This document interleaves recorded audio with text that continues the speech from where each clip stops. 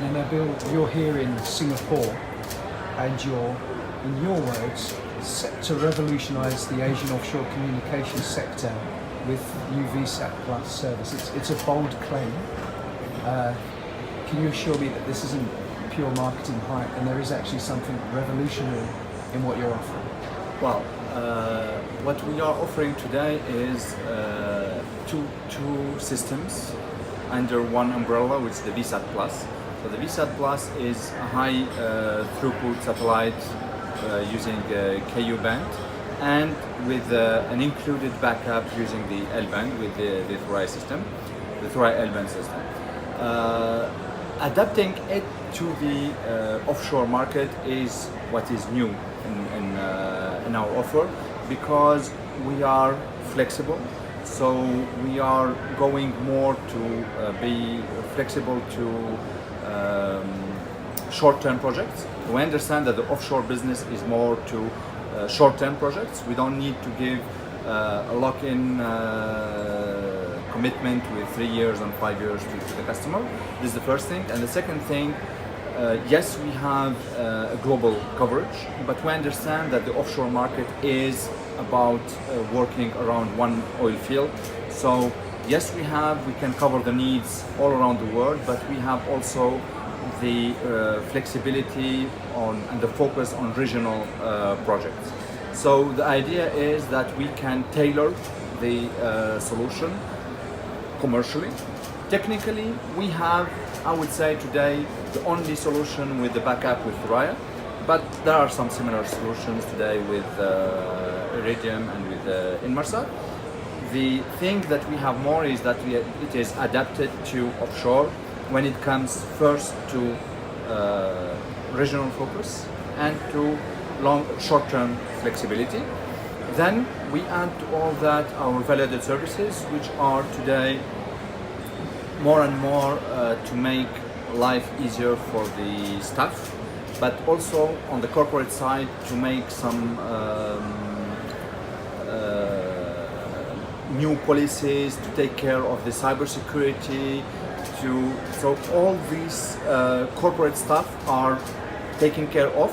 Plus, a second department is the corporate welfare, where we have an internal FTP, we have the scratch card system, we have some video on demand. So this is where we have a complete solution today. It won't be lost on you. I know you're targeting the offshore support vessel segment, yes, in particular. It won't be lost on you that this is a segment that has been through very tough times. Yes. Is now the right time to be launching such a service? Okay, so the crisis time for oil and gas was the best time to develop, because generally the IT guy in such a company is not as important as a rig manager or the production guy or the operation guy. They used to say it is working, so let it work.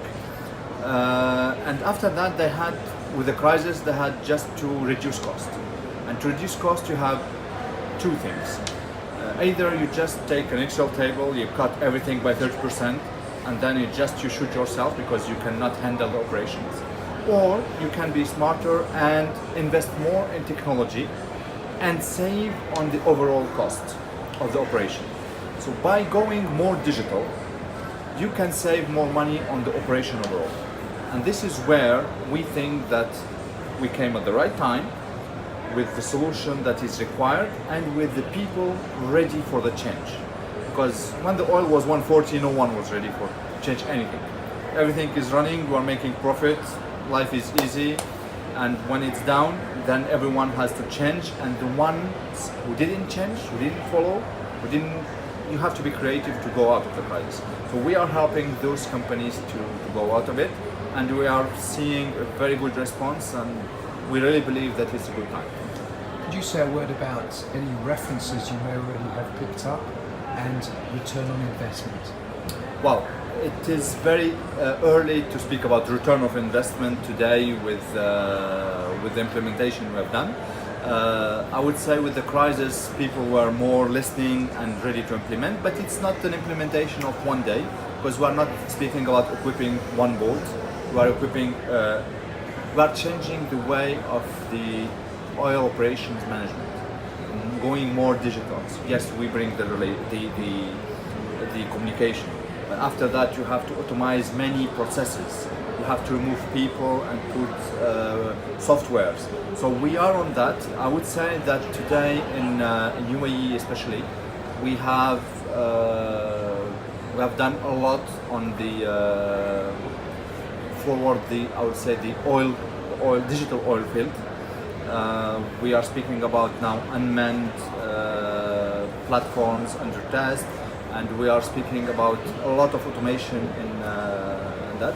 The North Sea also is a place where we see more and more automation and change of management of all operations. We don't know here. Singapore is a shipping hub, but you have more and more oil here in Indonesia, in Malaysia, and we are introducing that to the market today with references coming from Middle East and from Europe, and we hope that that will be welcomed here. In your earlier remarks, you referred to cybersecurity. Yes. This is obviously a buzzword. It's a vogue topic. Yes. In truth, what are you doing in the realm of cybersecurity? Okay. So cybersecurity is yes, it's a very vast subject, and it is very hot. So everyone wants to speak about it. For us, we consider the cybersecurity in a way that the first time you introduce a computer, you have to introduce a security policy. Like the day you introduce an engine to the boat, you have to have a procedure to follow. Who is in charge? Who has the right to do X, Y, Z operation? Same thing today. You cannot bring internet on board without rules. Sometimes in your office you have an IT taking care of these rules. You cannot go to social media, or you cannot bring your virus, or you cannot access XY website.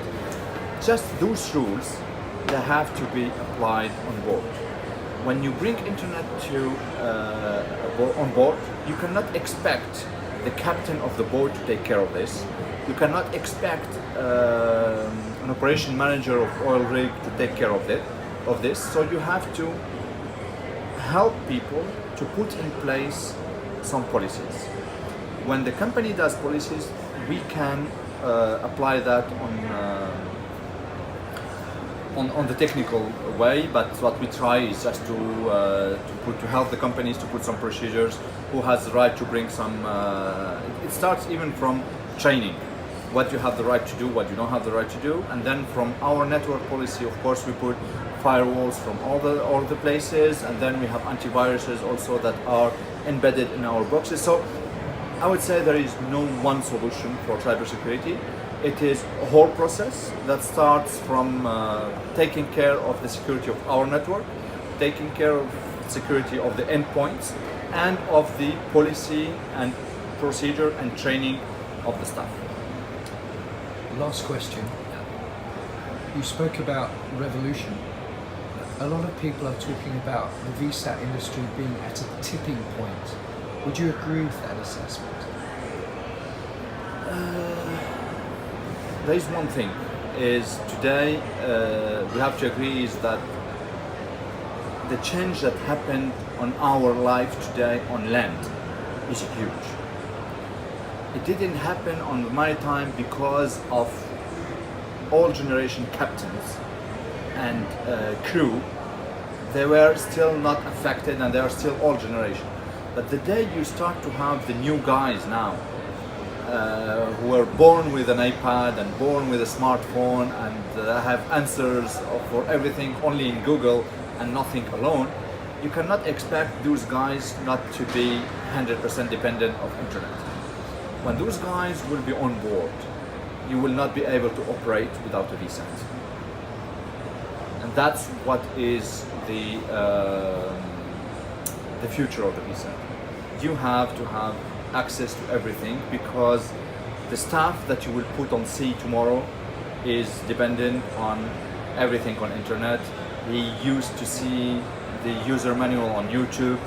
He used to download video, and he used to socialize not by having coffee but by chatting with someone else. So taking care of the well-being of those future crew, making them efficient, is related to internet, and that's the future for the VSAT.